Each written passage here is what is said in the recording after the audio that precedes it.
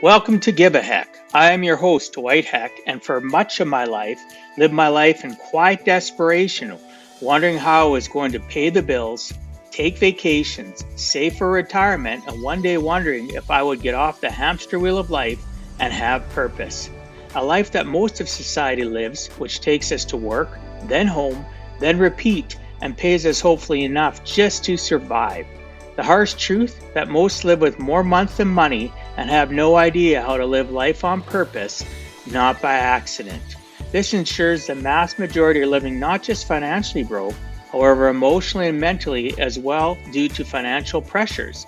In each episode, I will introduce you to thoughts, ideas, and guests that can help you to learn how you too can live life on purpose, not by accident. Good day and welcome to Give a Heck.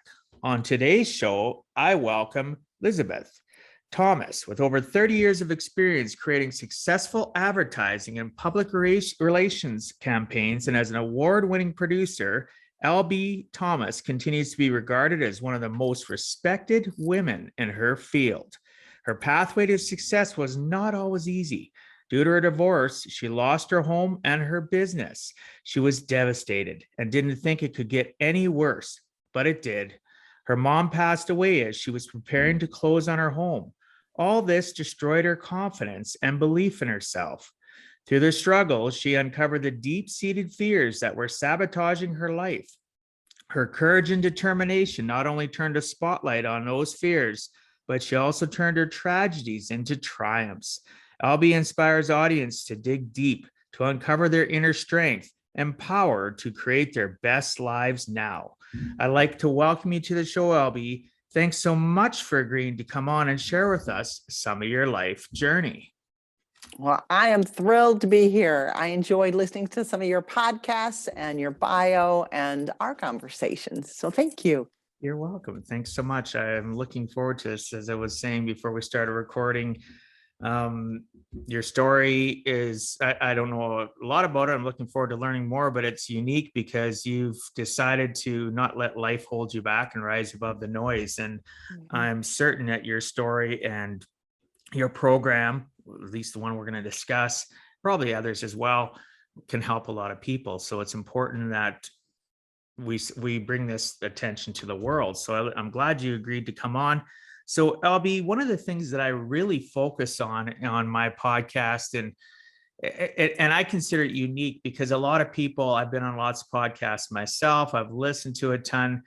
Over the last almost year of hosting this show, I focus on people's origin story. And it's not just the origin of you from, I graduated school or I did this business and I'm slaying it. No, I want to know exactly your earliest recollections and the connections of things that happened from your childhood all the way to adulthood, because it really is the catalyst to who we are today, from learned behaviors in school, from our parents, our friends, our peers. It's important for listeners, the people listening or watching, to understand that we all are so similar. We all have heartaches and trials, and vulnerability is key. So if you could do me a favor, LB, tell me your origin story and what key things from your childhood to adulthood led you to where you're at currently. Yeah, I listened to you ask that question and so to other guests. So I was like, how am I going to answer that? And I guess just I was born in Michigan. We'll just start there. I'm a Michigander. So I do miss the snow and cold and leaves changing as I live in Austin now. And I am the youngest of 4 siblings. And we lived in Michigan. I was born in Grosse Pointe. And then my parents, we moved to Florida, to Boca Raton, Florida. And that's where my parents got a divorce. And I was 5 or 6 at the time. And we moved back. My mom moved us back to Michigan. My dad stayed in Florida. My mom remarried. My father remarried. And we stayed in, I was in Michigan until I was 25 years old, but I was going back and forth to Florida. We would go down and visit my dad. So we weren't joint custody, but summers, Christmases, as much as we could with my dad and my stepmom and my stepsister. And when my mom remarried, we I'm trying to think. I was 4 years younger than my brothers and sisters. So I was the last one home. So a lot of what they went through as teenagers, I was a little unaware of just because I was a kid riding my bike and not really paying attention. And then everybody was out of the house when I entered high school. So I kind of had my own little bubble of my mom and my stepdad and in Stevensville, Michigan. And then went up to college in Traverse City, Michigan, and then to Central. And then I had the opportunity to go to school at Lee Strasberg School of Dramatic Arts, which was very cool in New York City, and did some work there and modeling. I worked at the Essex House as a cocktail waitress. That was all kind of fun and cool. And I was 21 at the time. And if my daughter, who's now 28, would say, I want to go live in New York at 21, I'd be like, no, but did it, had a ball, and then married, which got me back to Michigan. So then so I've been everywhere. It sounds like I was a witness protection program. Then down to North Carolina, resorts of Pinehurst. And I have to admit, when I worked at the resorts of Pinehurst in North Carolina, I was my father's favorite child because he could play golf on any of the 7 golf courses. So I was the favorite during that time.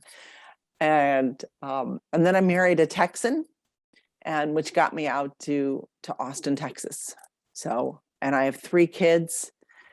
My oldest is a NICU nurse and loves working with little baby humans, as she says. And then I have a son who's 29 and a daughter 28 and 4 grandchildren. So I have had a diverse, crazy background. My life has always been in advertising, marketing, speaking. I actually started speaking on customer service and team building back in the 80s and early 90s. And then when I got to Austin, I was pregnant. We moved here, I was pregnant, and the traveling, I had so much morning sickness traveling in a plane and going speaking at groups. You speak, so you know the all of that goes into it. Be pregnant, morning sickness, and eating Cheerios while you're speaking.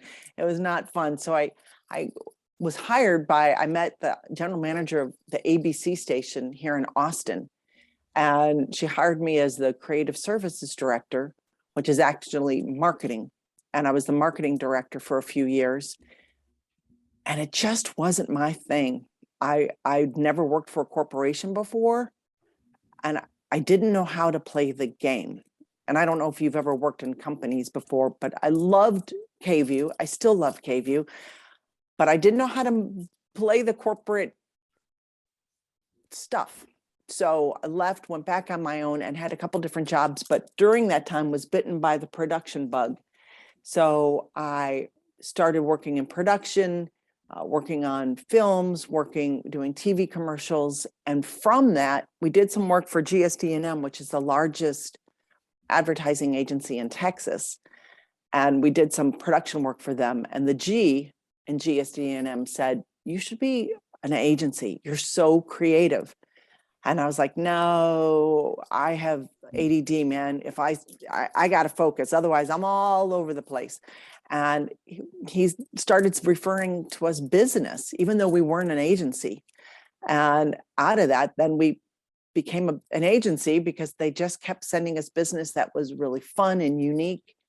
And that was what brought me up to being in business with my husband in the advertising agency, which then the next part of the story happens. Yeah. So I've been kind of all over the map, but always in the creative, acting, modeling, marketing, the creative side, speaking. And you and I earlier, when we were talking, you said something about being a hypocrite speaking. I think that's what we were talking about.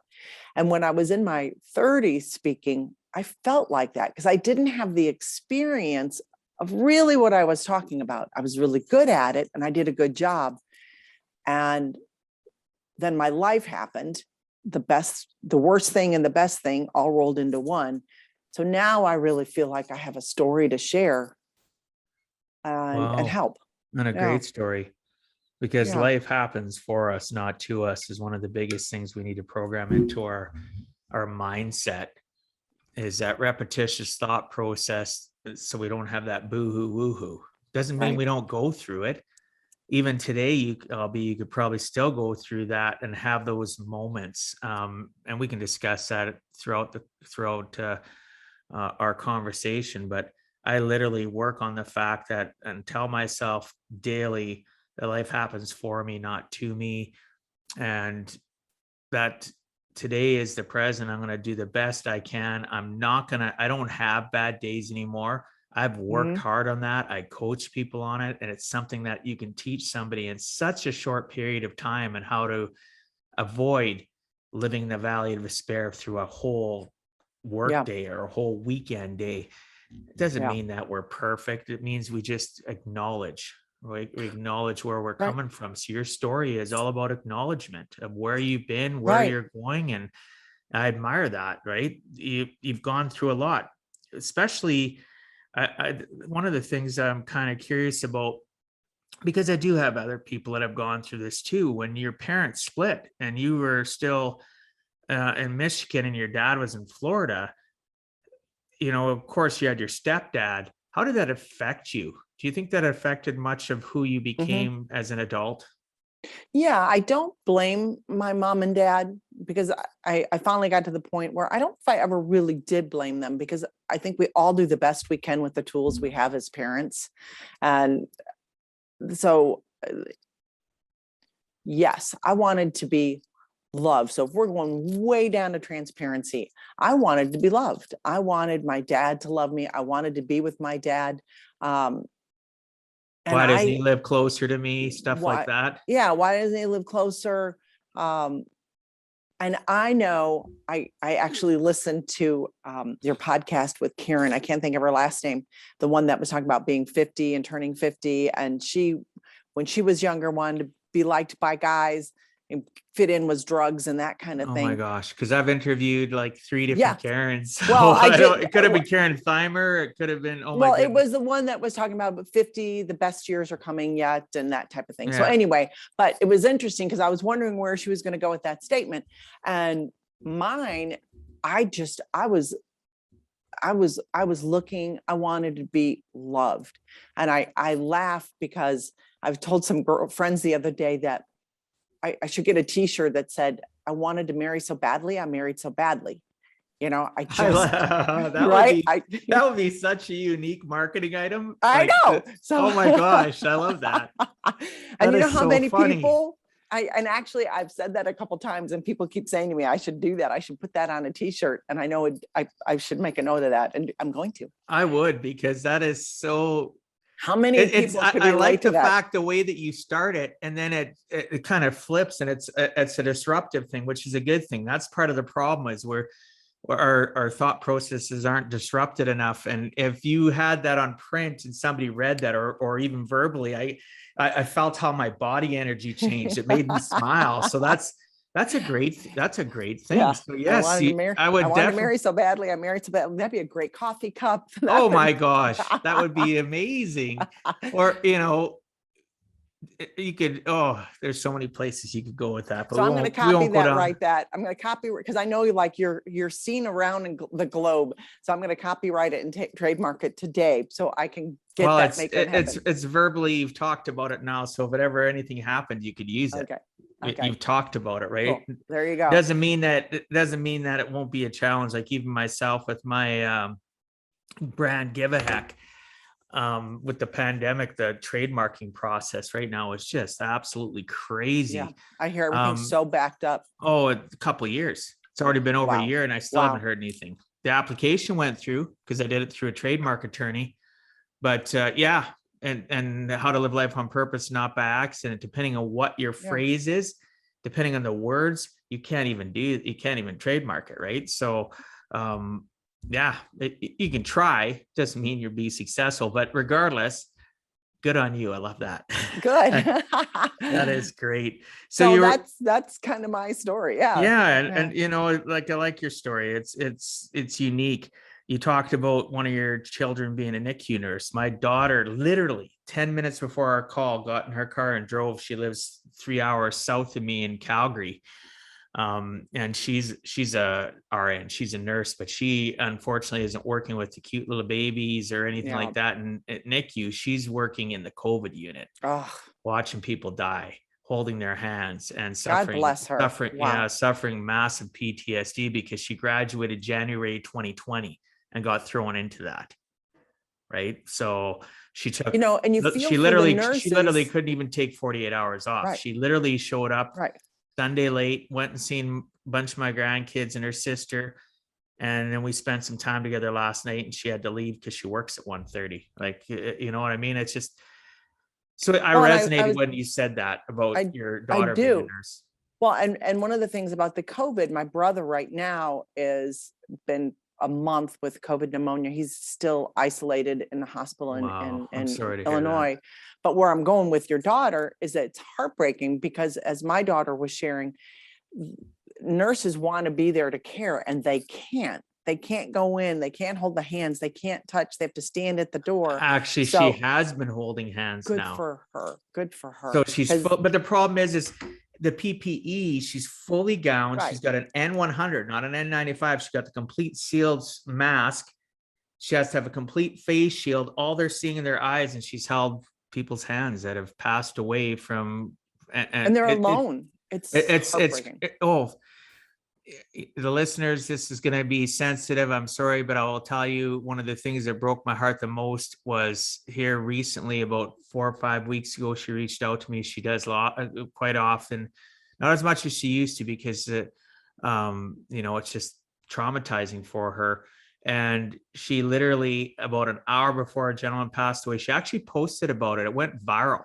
As a nurse, it's gone viral. It's been shared and viewed 150 or 200,000 times. And she shared it on Instagram, and I forget what other platform. And it talks about the fact how the husband and the daughter said goodbye to their husband over FaceTime. And he passed away shortly after. And my daughter was there throughout the whole thing. God bless her. So the people listening, you can believe what you want to believe. Masks, no masks, vax, no vax. The virus is real. It's not made up. I'm not here to blow sunshine up anybody's butt. It is real. It is devastating, but don't stop living life. Just appreciate the people that are around you. Continue to create great memories. Love on those that love you, and give it reciprocal. Life. Yeah, live big. Life's in session. This is not a dress rehearsal. That's right. Right. So I really appreciated that. I enjoyed listening to your story. You're a great storyteller, by the way. Thank you. Nobody's told you that. So, this is why I talk about the origin story, so that people can connect to you. They may not be watching this, but just listening to it, a good podcast, I can listen to it and I feel connected to the host, and I feel connected to the guest or guests. So thank you so much for that. So LB, many people in your life are devastated just to lose a business. However, in a 4-month span, you lost your business, your home, as well as your mom. What was going through your mind through this period, and what did you do to rise above it? It sucked. I'll just tell you that right now. I know I can be honest on this. Absolutely. It completely sucked. So, in the end of April, early May, well, like I said, the house of cards were falling. And what happened is, during my divorce, it came up that there was 3 years of personal taxes that weren't filed. 3 years. And I don't know what it's like in Canada, but in the United States, there's interest and penalty daily. Yeah. You're a finance guy. It wasn't I've been there. business. Even as a finance guy, Okay. I've been where you're talking about. Yeah. So I feel you. I do. Yes. And it wasn't on our business. It was personal. So that there was a lien on the house. During the divorce, my ex pleaded hardship. So then the agency was crushing it. We're a 7-figure agency. We were doing red carpet junkets with celebrities. We were, we're one of the top agencies in Austin, Texas, did international work. I mean, we were rocking it. So people would say to me, well, why didn't you just go get new business?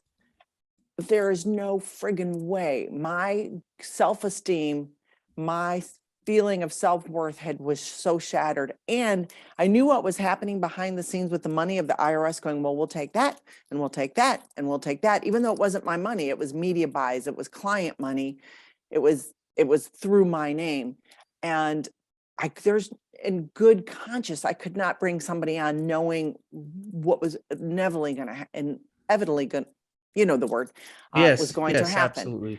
So the end of April, early May, luckily in Texas, I didn't have to file bankruptcy. I met with a great lawyer that said you can dissolve the business. So I didn't have to declare bankruptcy, which was huge, but dissolve the business. And I had to finally face all my clients, all my station reps, and tell them what was going on. And that was the hardest, because I said earlier that my identity was my business. You know, it was like, what are people going to think? What are they going to say? I've got employees, I've got clients, what am I going to do?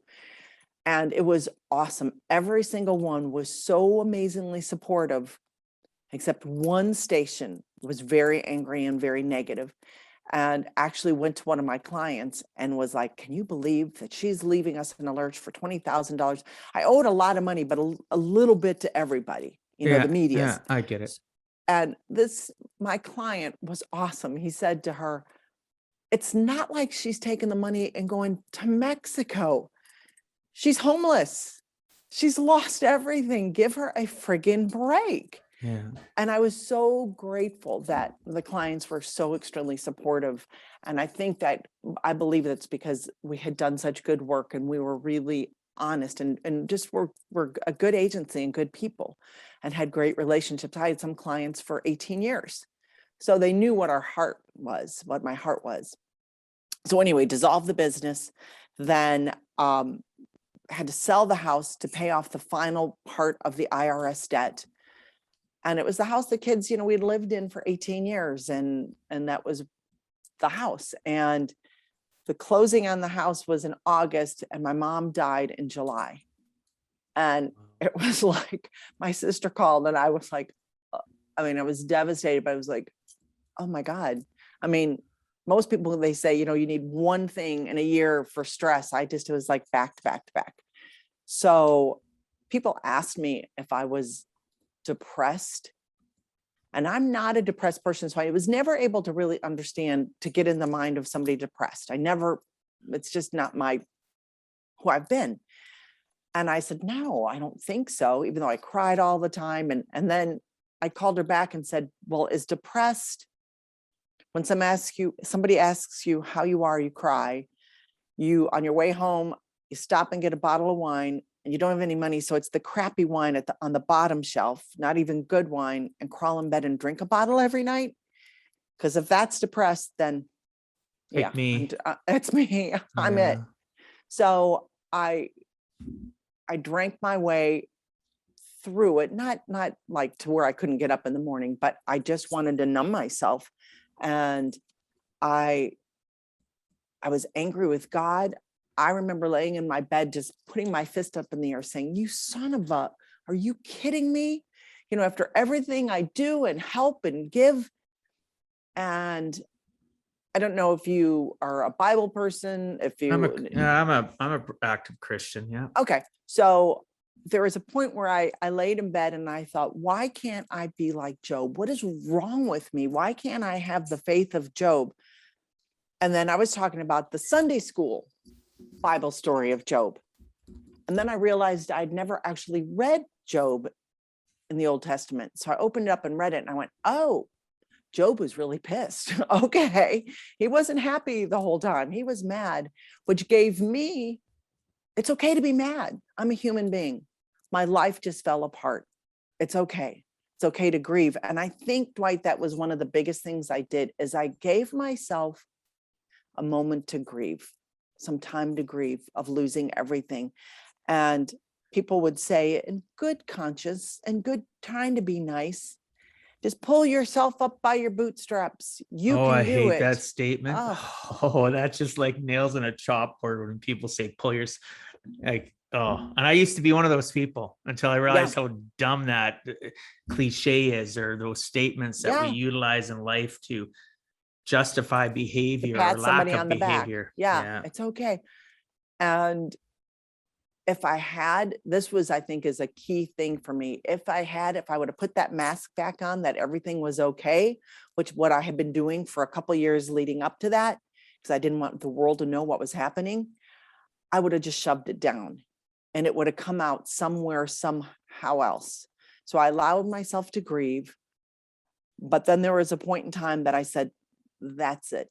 It's time to get up. Because again, it's go through the valley of the shadow of death, or shadow Yeah. valley of death, whatever it is. It's not stop, hang out, it's you go through it. And so I knew if I stayed there, if I wallowed in my pity, and if I kept telling the story over and over again, because I would tell everybody to get validation that, oh, you poor thing.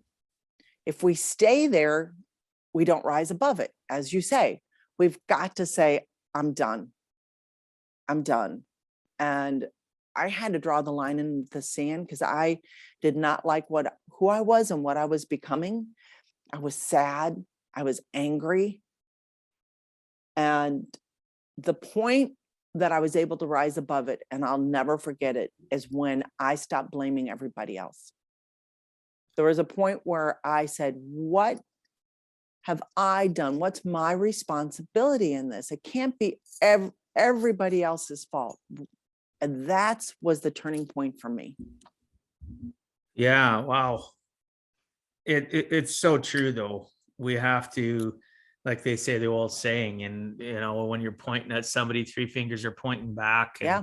the realization that we are the master of our own future and destiny of what's going to happen. And yes, what's around us certainly affects us and can change our course if we allow it. Some of it, it's impossible to change, and we just have to learn to, go around it or through it, or however case may be. But you've been through, that was a tremendous amount. I couldn't even imagine, losing your business and excuse me, losing your business and your clients, one client defending you is fantastic. But what you realize though is what you meant to people besides what you offered as a service, right? So that was nice to hear. Yeah, some of the stations offered me jobs, but Wow.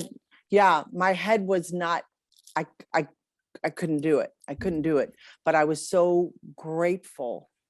D.R. Horton, who is still a client, and D.R. Horton is a home builder here in America, and we handle the Central Texas.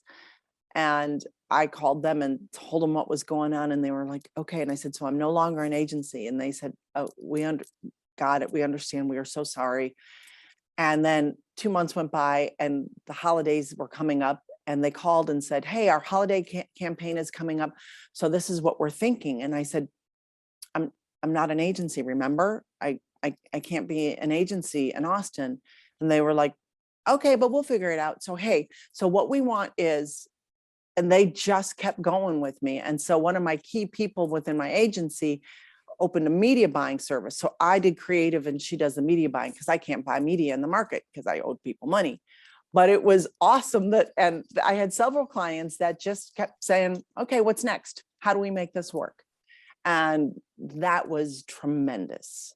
Because you had surrounded yourself with unintentionally, because really it's not intentional, but you unintentionally realize that you have people that have empathy. Yeah. And they're willing to not just be going, oh, LB, that's so sad. They're actually, you know what, LB, that's okay. Let's move forward. Yeah. Life happens. Let's figure this out. Right. Yeah. Life happens for us, not to us. So what can we do to still utilize your awesome talent? Yeah. Right. It's what we tell ourselves, and the actions of others prove that to you, which is phenomenal. I appreciate that. And I resonated with the fact of angry at God. I hear that a lot. I hear that especially normally we don't hear enough people praising God, but they sure are quick to assault God and the name of God and everything that God stands for when they're hurting, right? Right. I have clients, their family passes, a member passes away, whether it's natural or a tragedy or whatever. And the first thing they're doing is, why God? And they're blaming God, blah, blah, blah. You know what I mean? People are Right. always looking for an outlet then Right. to just look at things and go, this is really shitty. This sucks that this happened, but I it know. is what it is. It It is what it happened. is. This person died. This car Mhm. accident happened. They died or whatever. And hopefully we have enough people around us in our lives, no matter what that is, even the tragedy of losing a business, that's a death in itself, right? And Mhm. you go through that grieving cycle, and that's what you went through. And good for you for rising above it. And Thank you. and that you realize you're welcome, and that you realized you had to give yourself time to grieve, because grief is a cycle. For the Mhm. listeners and people watching, I've researched and gone through the grief cycle numerous times. From I still remember having to list down and think to myself, what am I going through? And this was when I went through my own marital breakup, and then leading forward, as I told you, becoming a single dad of my kids, to losing one of my granddaughters 4 years ago, to her passing away at 4 years of age. And I'm still in the grieving cycle of that. I don't know if I'll ever get out of that grieving cycle, because I think of her every single day. I was extremely close to her. So I think we're going to go through this the rest of our lives. But the more we're aware, self-awareness is so weak in our society. We don't even realize. I ask people if they even know what self-awareness is, and they give you a half-baked Yeah, answer, like because what? Yeah. they really don't know. But being self-aware is empowering yourself. It's Mhm. empowering yourself to understand it's okay. You're going to hit those valleys of despair. Do you have enough things in your toolbox to change your state? Do you have enough people, associations of proper books, what you listen to, who you talk to help you level up and move above it, so that you can get through that grief cycle? Because it's really tough when you're doing it on your own to get through that grief cycle. It really is. And luckily, I had an amazing support group of friends and family that believed in me when I didn't believe in me. And that's And fantastic. That's great to hear. yeah, and that was a big thing. And you were talking about the self-awareness. When I started really listening to what I was saying to myself, I was horrified. What I would say in my head, I would say things to myself that I would never say to another human being. And I started thinking, why in the world are you doing that? And that was another real big self-awareness, self-actualization of what was going on in my head. And that's when I started figuring out that I had these fears that I had to figure out were, and my two big ones were I wasn't good enough and I wasn't worthy, and when I peeled away the onion of why did I allow this to happen? Why didn't I stand up for myself, stand up for the business, say no when I should have said no, say yes, pushed back? I wasn't good enough in my brain. And anyway, so but I didn't know that's what was happening. It was going on in the back, it was in the background. It was like a little piranha eating away at my head, my brain. And once I discovered that and realized the words I was saying, I'm an idiot. How stupid are you? Whatever I was saying to myself. Wow. Once I was conscious of it, that's when you're able to change it. It's when you're not, we were talking about earlier, we're sleepwalking. We're not paying attention. We're not living our life on purpose. We're letting things just happen to us. When I became very conscious of what I was saying to myself, again, that was a major pivotal point. And the minute I would start down that path, I would catch myself. I called it like I had an antenna up, really listening, and I would change what I said. And Dwight, I don't remember the last time I said something negative to myself. The last time I beat myself up, the last time I called myself an idiot or how stupid could you be?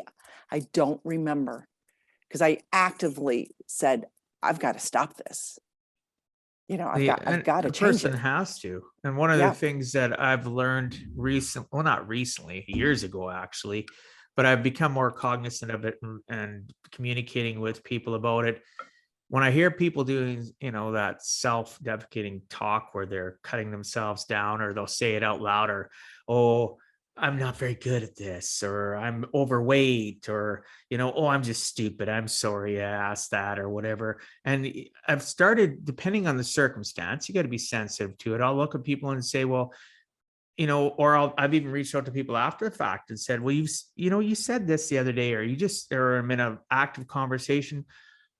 You just said this about yourself. Can I ask you a question? Pause, get acknowledgement. Yeah, sure. What? Would you say that to a friend or a family member?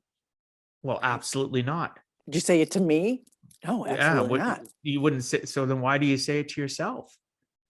And it's that back to that, self-awareness, that realization. So sometimes we need to have people that are willing to be compassionately blunt with us, to trigger us to continue to rise above the noise of life.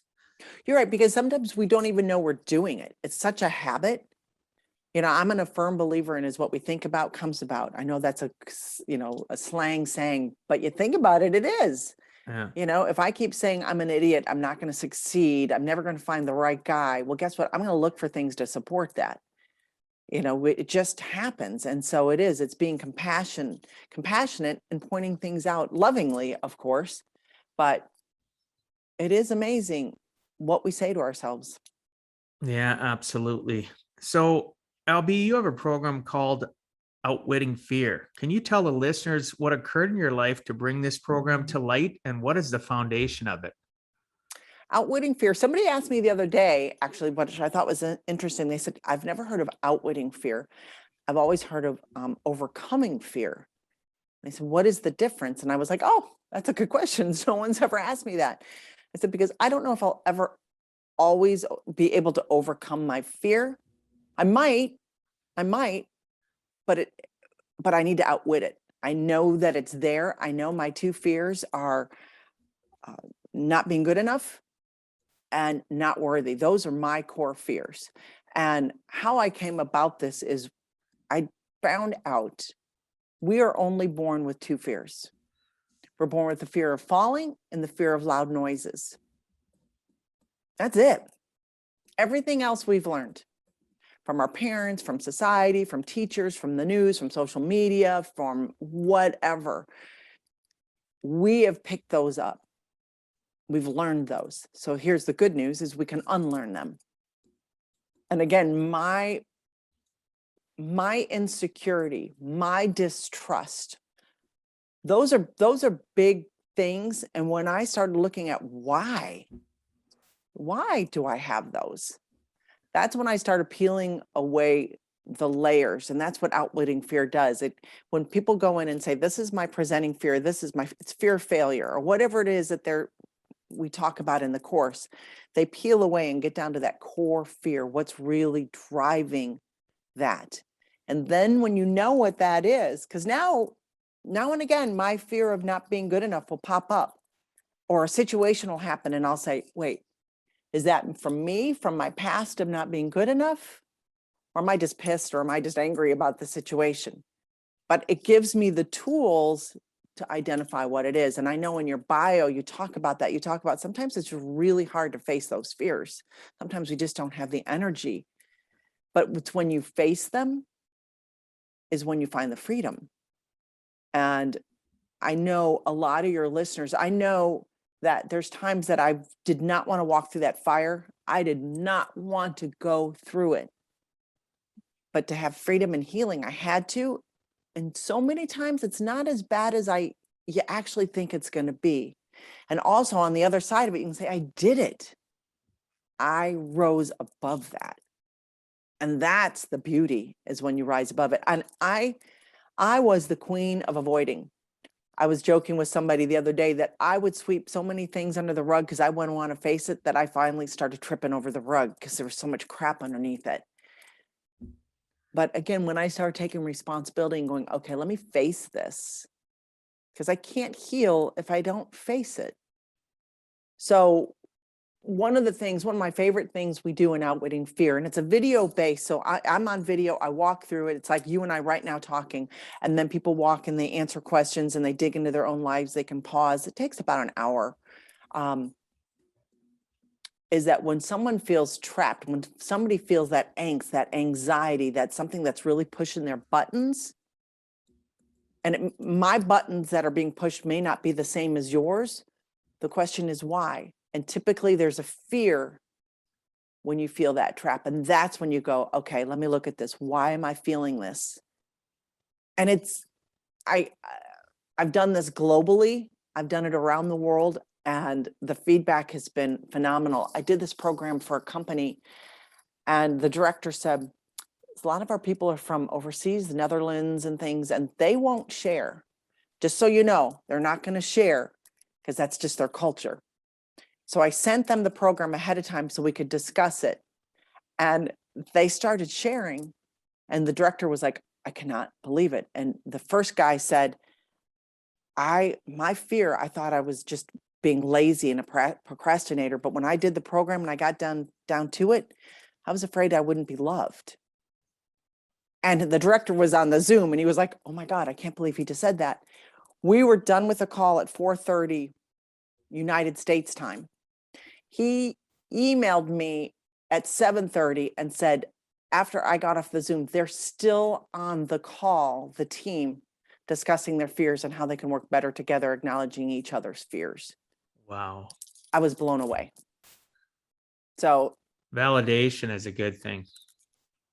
yeah. Good for you. Yeah. That's it's not even my story or my experience, but you sharing it, I felt gladness, right? I felt that some people will call that warm, fuzzy feeling, right? Yeah. So that's amazing. That's exactly why we do what we do, why we put ourselves out there, especially people that are empaths by nature. People, I can hear that and see that in yourself.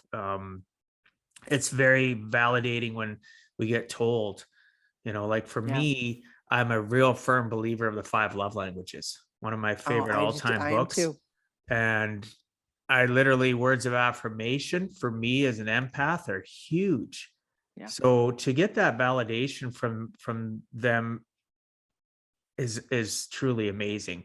And the validation you got as well prior from that, one of your clients that said, hey, give her a break, like look what she's going through, or the ones reaching out to you and saying, okay, you got this going on, let's figure it out. I get it, you don't have an life agency. Goes on. But all those little things that you've talked to the listeners and I about are things that if we had been taught to key and trigger on those types of things, we would have little hiccups, not valleys, right? Great that you have the realization now about that stuff in the past, but even then it still wasn't enough to help you completely rise above the noise, right? So but it's healing things. It's things that now you're utilizing in your move to go forward of giving a heck about others. And indirectly and directly, people don't realize as you care more for others and you learn from your mistakes and you learn to be a good storyteller and be vulnerable, it literally continues to help you the rest of your life rise above the noise, right? So continually. And we were talking about earlier, so many people have something going on. When I was on stage for Texas Women in Business, and I don't remember why. I wasn't the president at the time, but I was up there doing something, and I finally said, I have to stop. I have to tell you really what's going on in my life. And I verbally vomited everything that was going on. And I can't tell you how many women were lined up at the side of the stage when I came down and said, thank you for being honest. Thank you for saying what's going on. Because this is what's going on in my life. I'm having to fake about this. I'm going through this. I'm dying on the inside.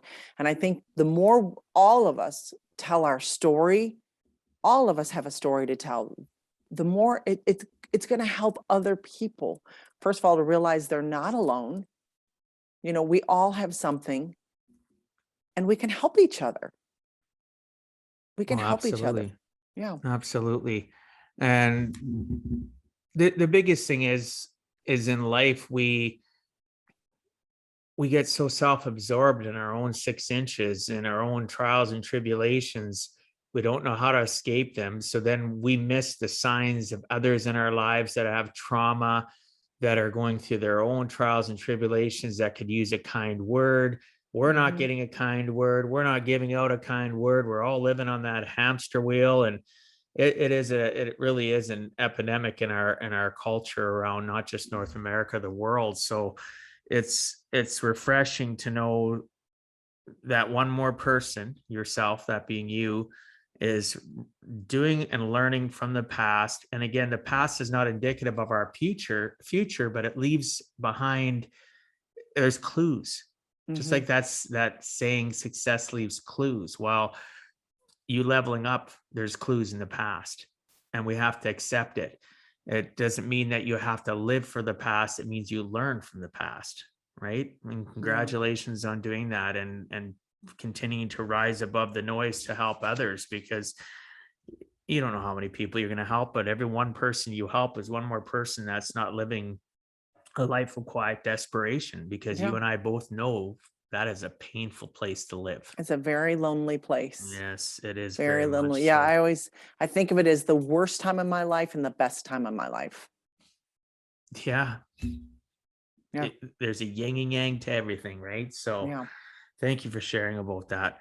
So what part has fear played in your relationships and business in your life? Like, how we've talked a little bit about fear, but how has the two played together between your relationships and business? Like, you've touched on some of it, but I'd like you to share more, if you could, in regards to how fear has played a part in your relationships and business, to where you've been, where That's you're an going. easy one. And I didn't realize it. I always thought fear was like over here or in my personal life. And I'm not kidding. We have an apartment in Austin. So I'm at the apartment, and I was right over there, and I was walking to go somewhere, and I went, oh, wait, my fear goes with me everywhere.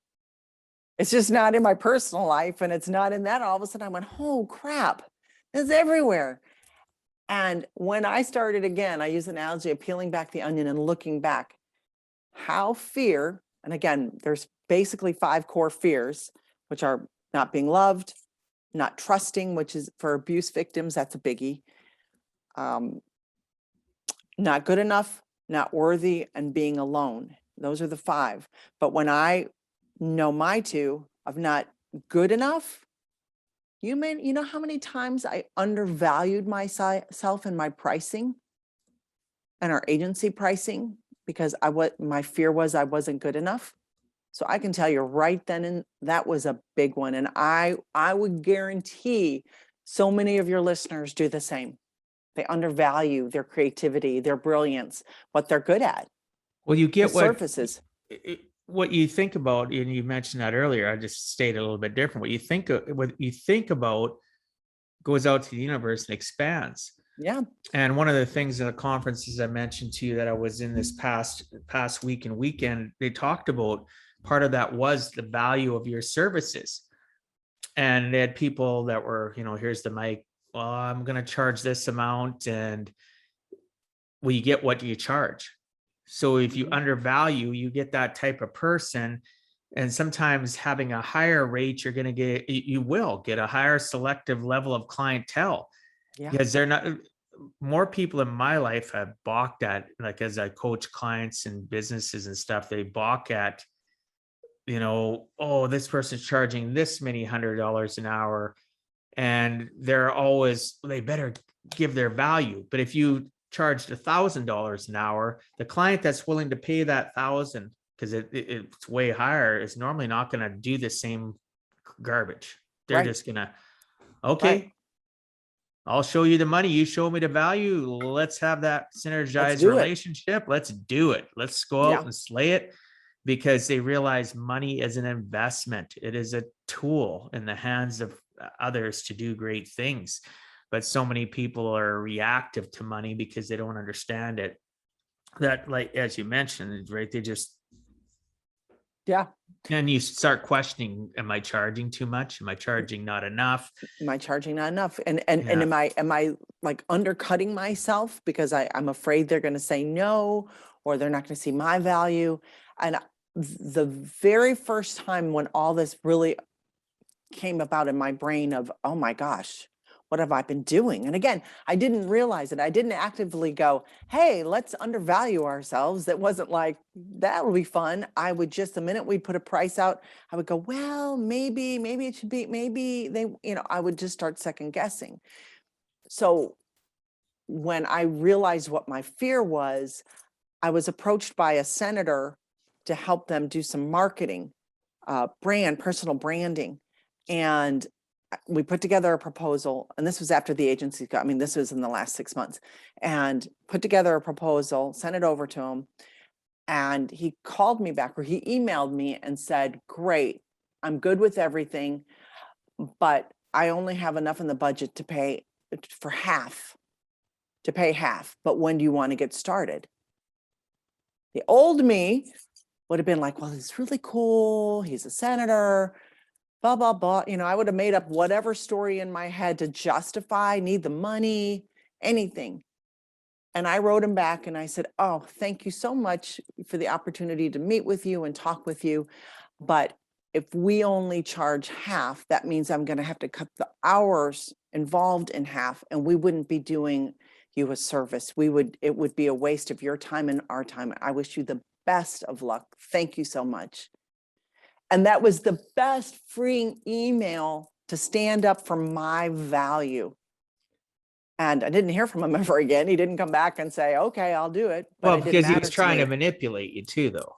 Let's Right. be real, right? The old me would have fallen for it, because I would have been, well, like I said, it would have been worth it. I need the money. I want to make sure somebody else on the team's got, but I called her and said, I'm not going to do this. And they said, thank you.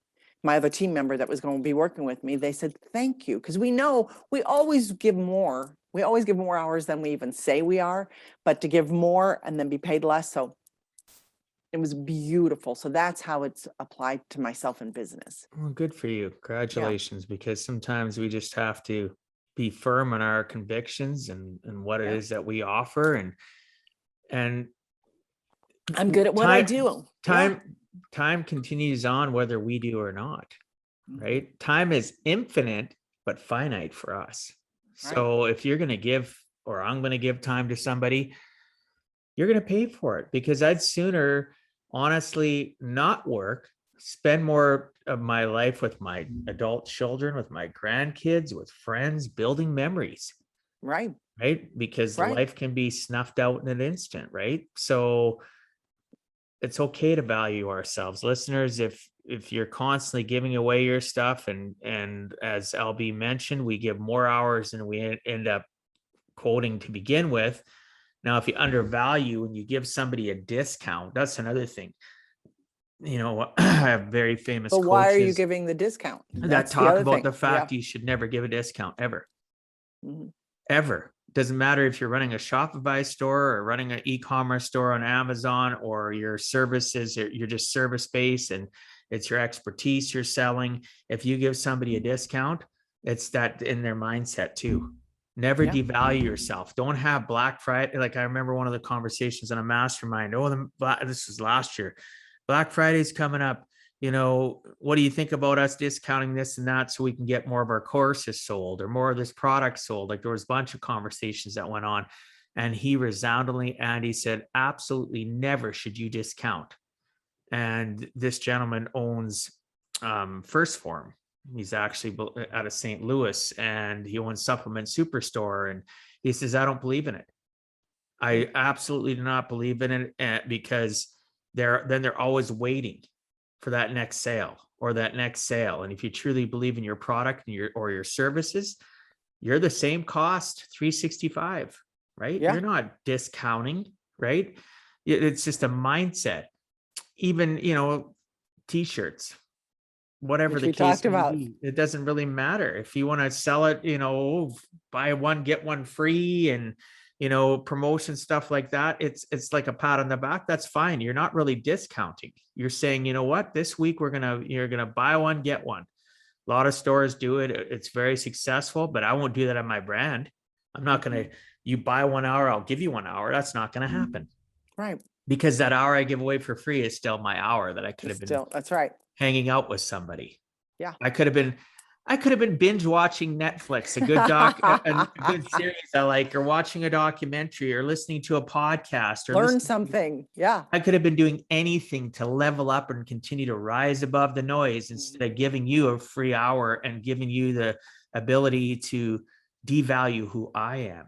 And my life experiences have gotten to me where I'm at, just like you, LB. So good for you. Yeah. Well, thank you. And I remember so many times when we were very active in our advertising, people would say, "Hey, I would love to meet you and spend time with you. And can I buy a cup of coffee or a glass of wine?" And I'd be like, "Sure." And then they would pick my brain for creative ideas or marketing ideas. And all of a sudden it dawned on me, oh, wait, everybody's wanting a free piece of me. And that's when I was like, no, I'm not going to give this away. And that goes back to the creative side. I finally realized the creativity that we would bring and the way we would buy the media was making them hundreds of thousands of dollars.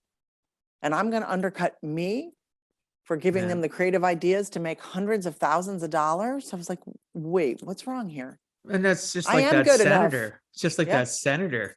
We Yeah. only have half the budget. You know Yeah, what? sure you do. BS. Yeah, I know. You just wanted don't to, want to spend it. you just don't want to spend it, or you want to spend it on golf trip or whatever. You know, you want to spend it on a fancy cocktail party and whatever. So you want me to devalue myself and give away part of me for a discount so that you can I don't, sorry if you're listening and you're a politician, I don't trust 90% of you. And I have friends I went to school with that were no longer friends, that they're in politics, because it's like there's a cult brainwashing thing that goes on. But anyway, we won't get into that. We won't go. That's a whole nother podcast. Yeah, that's another rabbit hole we can challenge each other on later. So LB, if you had to give our listeners one last closing message, what would you tell them in regards to giving a heck and never giving up?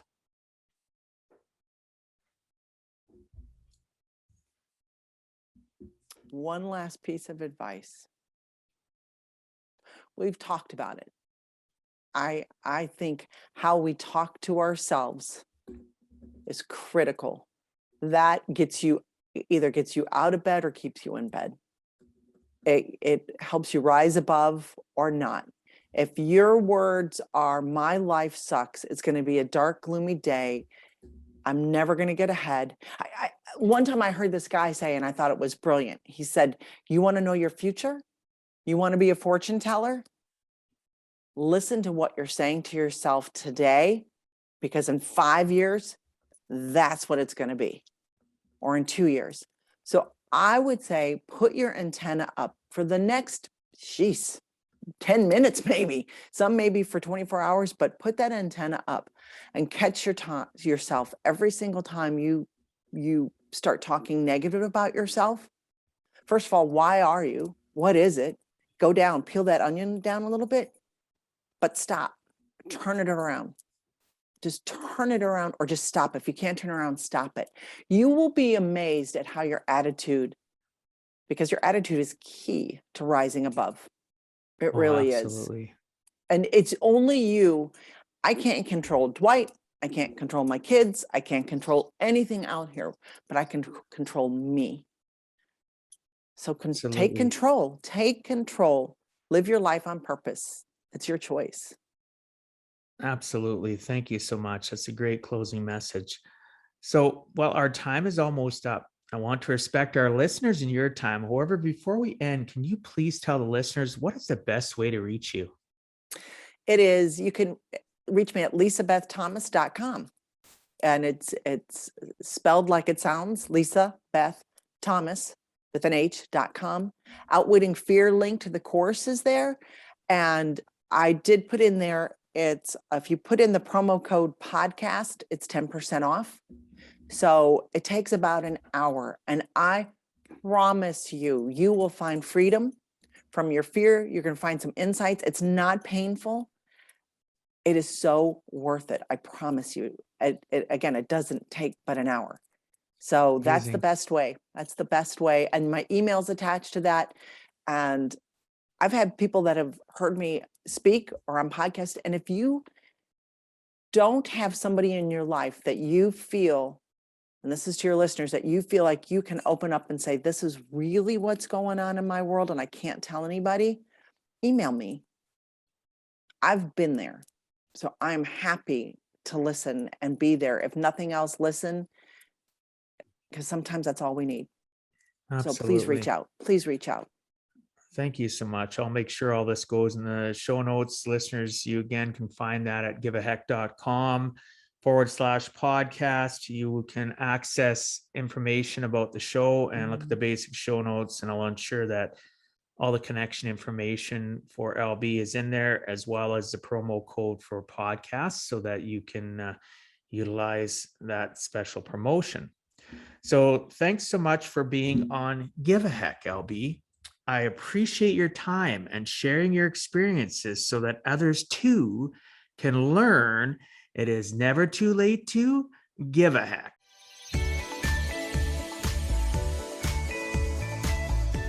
Thank you for taking time out of your day and listening to Give a Heck.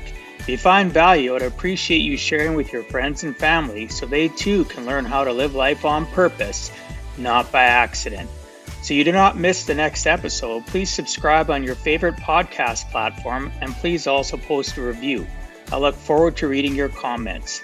This has been Dwight Heck. If you want to check out other podcast episodes or today's show notes, please check out my website, giveaheck.com. And until next time, together let us all strive to give a heck.